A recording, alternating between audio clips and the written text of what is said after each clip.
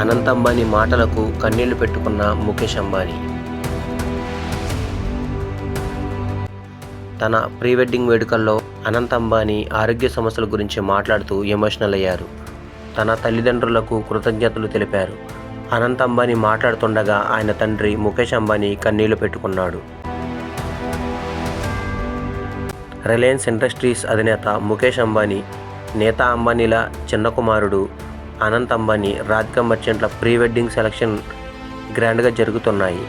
గుజరాత్లోని జూమ్నగర్లో జరిగిన తొలి రోజు ఈవెంట్లో అనంత్ అంబానీ మాట్లాడారు. ఈ సందర్భంగా తన ఆరోగ్య సమస్యల గురించి చెబుతూ ఎమోషనల్ అయ్యారు. అక్కడే ఉన్న ఆయన తండ్రి ముఖేష్ అంబానీ ఉద్వేగానికి లోనయ్యారు, కన్నీళ్లు పెట్టుకున్నారు.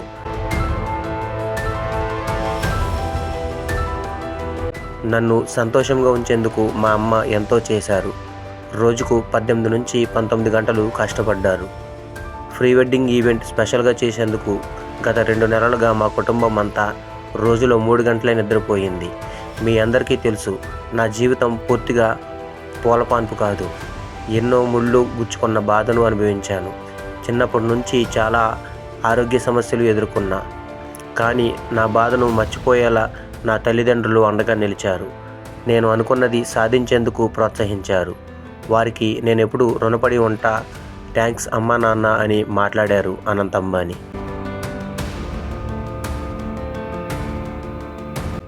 తన కుమారుడి మాటలకు ముఖేష్ అంబానీ భావోద్వేగంతో కంటతడి పెట్టుకున్నారు. ముఖేష్ అంబానీ భావోద్వేగానికి గురైన వీడియోలు సోషల్ మీడియాలో వైరల్గా మారాయి. తన కుమారుడు అనారోగ్య సమస్యలపై మాట్లాడుతుండగా ముఖేష్ అంబానీ కళ్ళల్లో నీళ్లు తిరిగిన దృశ్యాలు ఆ వీడియోల్లో తెలుస్తోంది. గుజరాత్లోని జూమ్నగర్ వేదికగా 3 రోజుల పాటు ప్రీ వెడ్డింగ్ వేడుకలు జరిగాయి.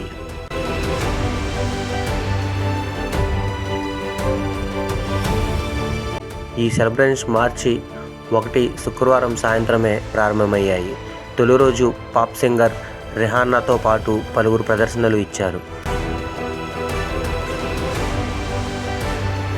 ప్రపంచవ్యాప్తంగా వివిధ రంగాలకు చెందిన ప్రముఖులు, సెలబ్రిటీలు, వ్యాపారవేత్తలు ఈ వేడుకల్లో పాల్గొన్నారు. క్రికెట్ దిగ్గజం MS ధోని తన కుటుంబంతో కలిసి వచ్చిన ఫోటోలు ప్రస్తుతం వైరల్గా మారాయి. అలాగే మైక్రోసాఫ్ట్ వ్యవస్థాపకుడు బిల్ గేట్స్ తన ప్రేయసితో కలిసి ఈ ప్రీ వెడ్డింగ్ వేడుకల్లో కనిపించారు.